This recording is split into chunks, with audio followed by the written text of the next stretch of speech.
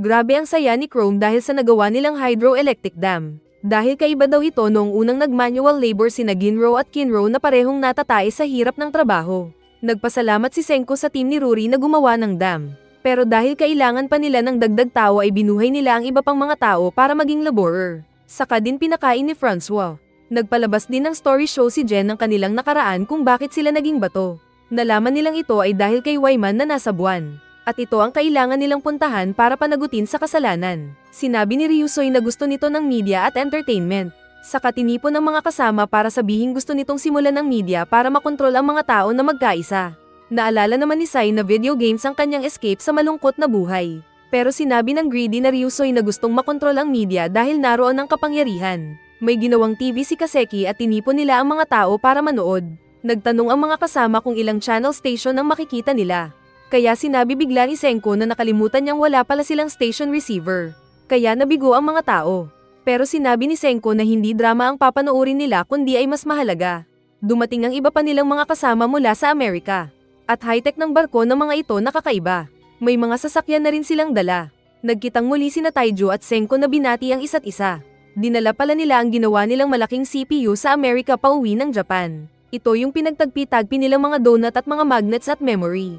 Ipinaliwanag ito ni Senko pero hindi maintindihan ng iba kaya sa simpleng paliwanag ay para daw itong malaking Nintendo ayon kay Sai.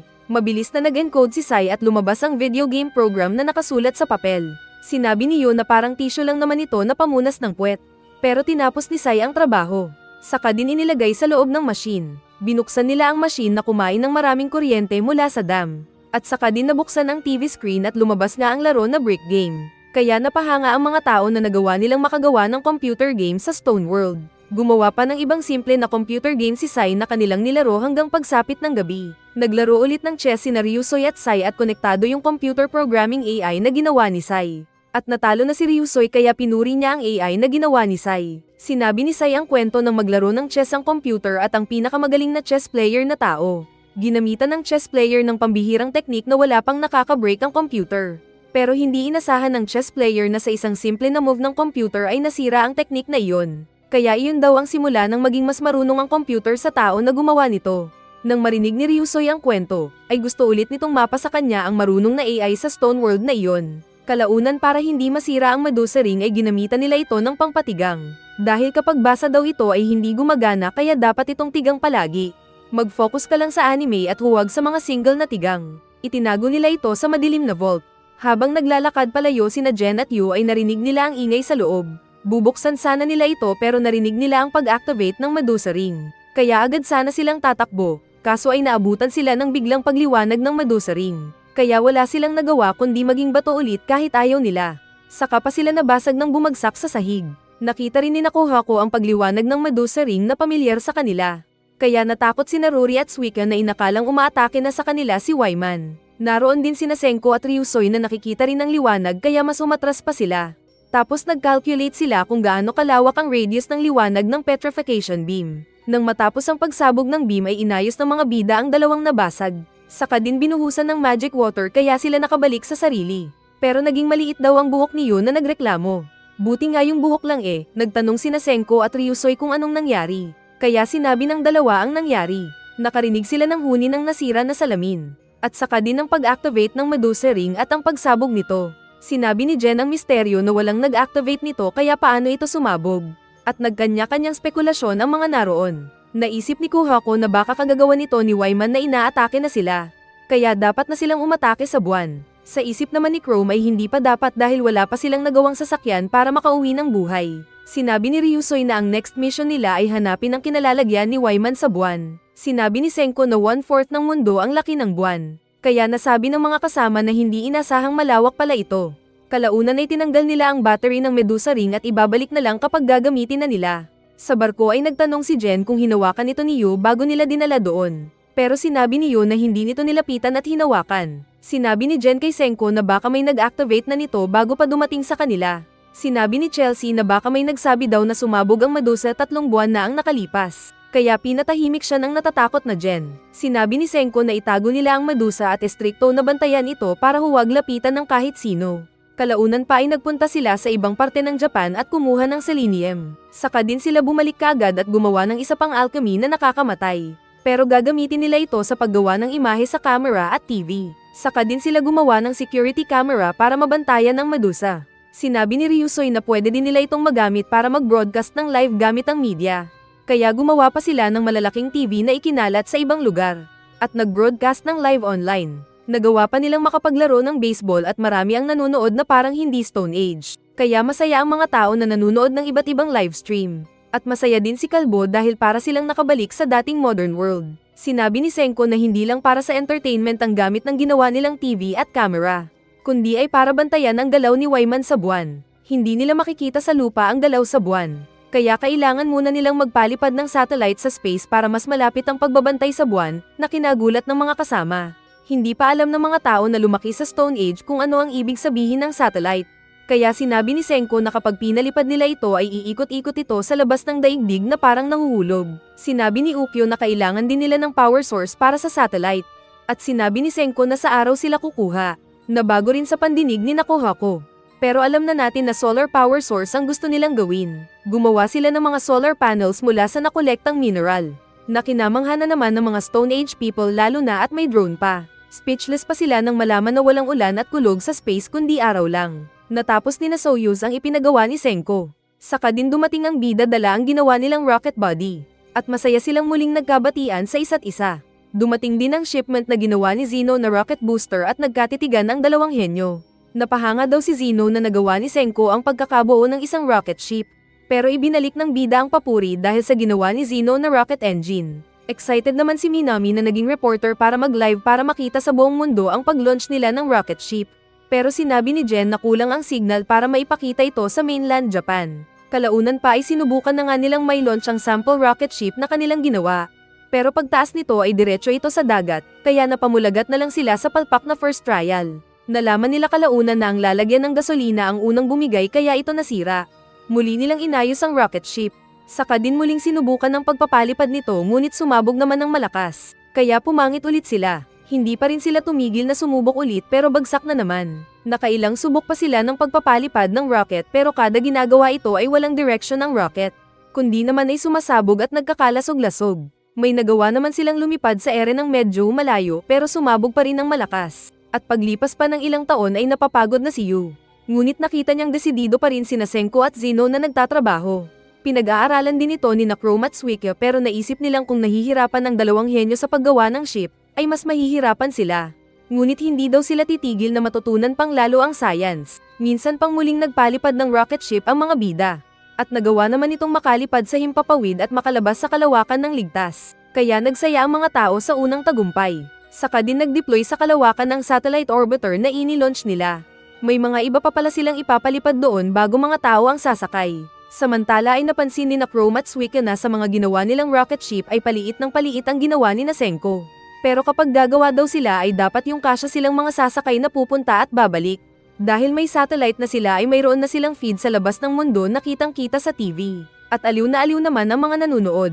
Sinabi ni Ryusui na kung gusto nilang mag-explore ay kailangan nila ang lahat ng manpower na available. Sinabi ni Senko kay Ryusui na magtayo ng empire kasama ni Chelsea para sa dagdag manpower.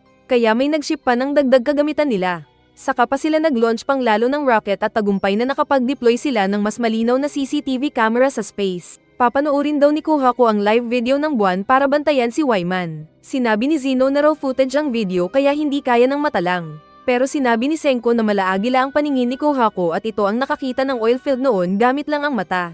Kaya sinabi naman ni Zeno na magiging asset nila si Kohako sa mission na iyon. Sinabi ni Suikyo na good news na naroon si Kohako. Pero kapag makita nito si Wyman ay siguradong susugod ito kasama ni Senko dahil warrior ang babae. Kaya sinabi ni Chrome na kailangan nilang makahabol sa pag-aaral ng paggawa ng rocket para mailigtas ang mga kasama pagkatapos ng misyon nila. Habang busy ang lahat ay busy din si Kohako na nagbabantay. May nakita ito sa screen kaya agad niyang binuhat ang TV at tinawag ang dalawang doktor at tumalon dala ang TV. Sinabi nito ang nakita na hindi gaanong napapansin, pero kinumpirma din ito ni Zeno na kahina-hinala. At inisip ni Senko na oras na para puntahan nila si Wyman. Excited si Kohako na paghigantihan si Wyman dahil sa mga ginawa nitong masama.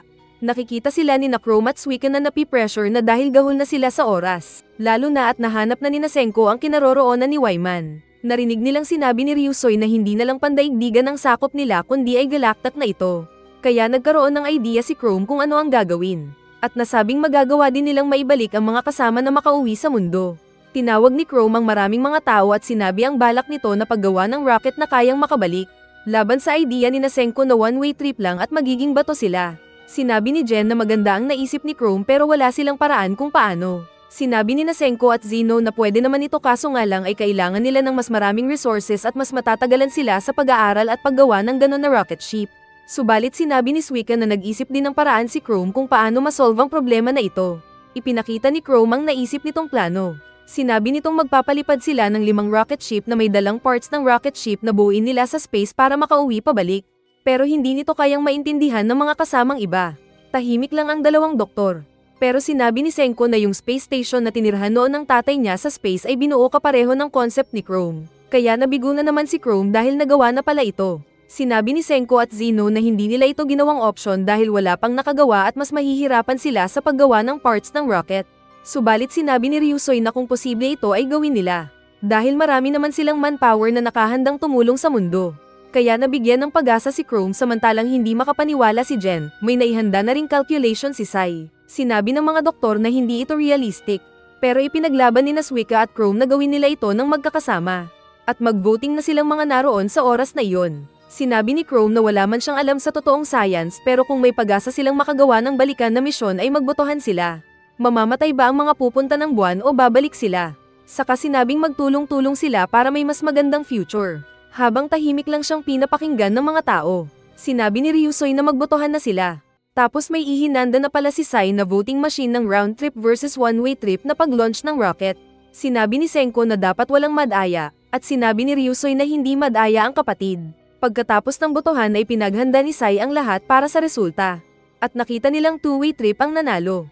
Kaya sinabi ni Chrome kay Senko na huwag na itong umatras sa usapan nila na sinang-ayunan ni Senko.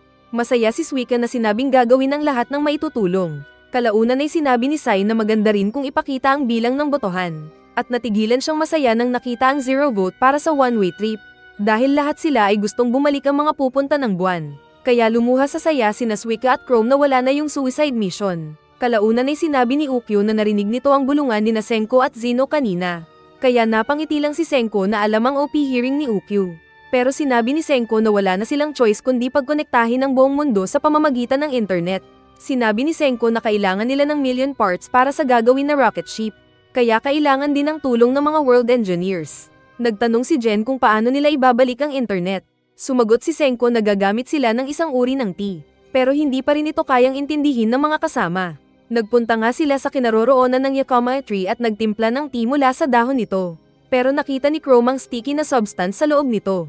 At iyon ang sinabi ni Senko na kailangan nilang kunin sa Yakama tree. Nagtanong sina Jen at Taijo kung paano ito magiging internet. Napansin ni Chrome na hindi nababasa ng tubig ang resin ng Yakama kaya nahulaan na niya ang balak ni Senko na gumawa ng waterproof na cable. At napangiti lang ang bida. Gumawa sila ng cable at inilatag nga ito sa dagat. Saka sila dumaan ng Hawaii para mag-break muna at mag-relax at magsabi ng aloha. Pagkatapos pa ay nagpatuloy na sila sa pagkakalat at pagkokonekta sa mga bansa ng cable internet wire. Nang nakapaghanda na sila, ay isinaksak nila ang main cable, kaya nagkaroon ng live online conference ang mga engineers sa magkakaibang lugar. Kaya napahanga ulit ang mga audience lalo na si Ginro na masayang makita ang kapatid online. Masaya din si Kuhako na sinabing magkakaisa na ang lahat. Nagpakilala si Zeno at saka din ni Senko sa mga ka-online stream. Pero sinabi ng bida na diretso business na sila. Kaya naisip ni Jen na wala talagang modo si Senko. Ipinaliwanag ni Zeno ang rocket ship design at mga kailangan nilang parte. Inakala ni Chrome kung ipapadeliver nila ang mga papel sa magkakaibang parte ng mundo. Pero sinabi ni Senko na ipapadala nila ito online. Kaso ay hindi daw posible sabi ng mga modern people dahil sa mabagal nilang computer. Pero alam na ng bida ang gagawin. Sinabi niyang gagamit sila ng electric pen na konektado sa isang metallic sheet. At kayang makapture ang anumang guhit sa screen. Saka din ito ipinagawa kay Kaseki.